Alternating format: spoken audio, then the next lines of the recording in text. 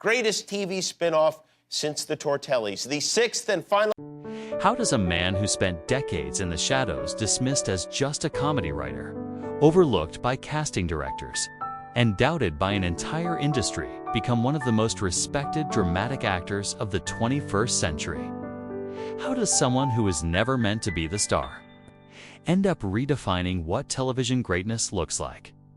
Before he was Saul Goodman, before the slick suits, the neon-lit office, and the legendary monologues, Bob Odenkirk was a man who Hollywood didn't know what to do with. Too quirky for leading roles, too serious for pure comedy, too stubborn to stop trying. And yet, this misfit, this man who had been told countless times to stay behind the camera, would one day create one of the most iconic characters ever written. Not just a lawyer on TV, but a tragic symbol of ambition, desperation, and the American desire to reinvent ourselves. This is the story of how Bob Odenkirk fought failure, self-doubt, rejection, and even death itself, to become the man who didn't just star in modern television, he rewired it.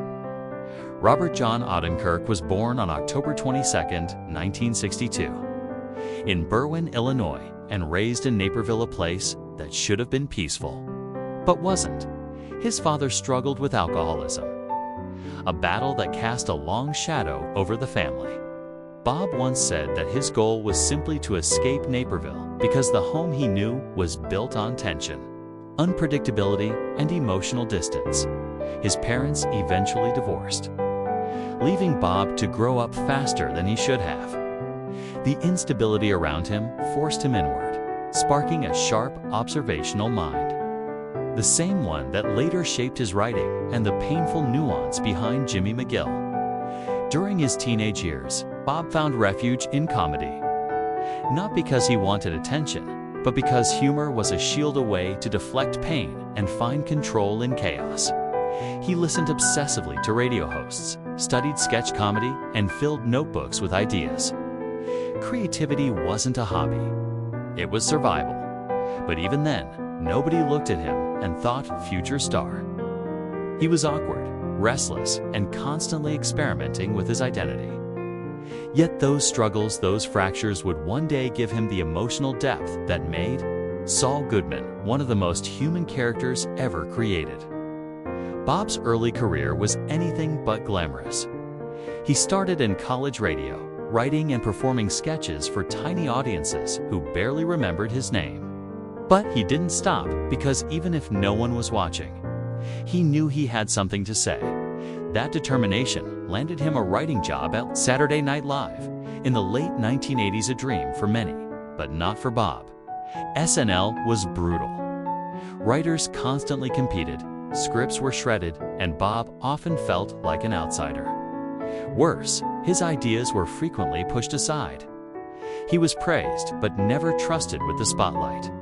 After SNL, he bounced around Hollywood, working on The Ben Stiller Show and co-creating Mr. Show with Bob and David. Both projects were critically loved, but commercially unsuccessful. To Hollywood executives, Bob was a cult guy, talented, but not marketable, and acting. Casting directors barely looked at him. They wanted faces, not quirky sketch comedians. Still, Bob kept experimenting, small roles, offbeat performances, anything to stay in the race. There was no breakthrough, no miracle, just persistence. He didn't know it yet, but every rejection, every small opportunity, and every bit of awkwardness was preparing him for the role that would change his life and television forever. In 2008, everything changed. Bob Odenkirk was invited to audition for a small supporting character in a new AMC crime drama called Breaking Bad. The role? A shady lawyer named Saul Goodman. Originally, Saul was meant to appear in just a few episodes, comic relief in a dark, violent world. But Bob didn't play Saul Goodman as pure comedy. He played him like a man who wanted to be funny while hiding something broken underneath. A man whose smile was a mask. A man who knew the world was cruel and learned to bend before it snapped him in half. Viewers noticed. Critics noticed. Vince Gilligan noticed, and suddenly, the temporary character became essential. When Better Call Saul was announced, many doubted it. How could a spin-off about a comedic lawyer succeed? What no one expected was that Bob's performance would become one of the greatest in television history. Jimmy McGill Saul's true identity wasn't a joke. He was a tragedy, a man fighting an unwinnable war against himself. And Bob Odenkirk brought a depth, sadness, and genius no one saw coming. Award nominations flooded in. Hollywood stopped laughing at the comedy guy and started calling him a dramatic powerhouse. And then came Nobody, an action thriller that turned Bob into an unexpected late-career action star. At nearly 60, he proved he could be all things: hilarious, heartbreaking, and shockingly dangerous. The world finally understood. Bob Odenkirk wasn't just talented, he was unstoppable. With success came pressure so intense it nearly killed him. On July 27, 2021, during the filming of Better Call Saul's final season, Bob Odenkirk collapsed on set from a massive heart attack.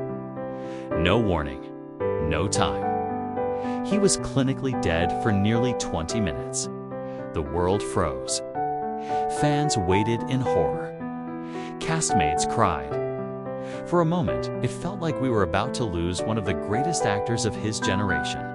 But Bob survived. Doctors shocked his heart back to life, and after days in the hospital, he slowly regained strength. The man who spent decades clawing his way toward greatness almost had it all ripped away. Right at the peak of his career, away from health, Bob also faced constant industry doubt. Hollywood once labeled him too old, too unconventional, too weird-looking, too writer-ish to be a leading man. He was never the studio favorite. He didn't have the marketable face or box office charisma. Even Better Call Saul faced skepticism before airing. And yet, to the shock of everyone, Bob Odenkirk turned every limitation into fuel, every doubt into motivation. He built a career on being underestimated. Not a scandal of moral failure, but a scandal of misjudgment.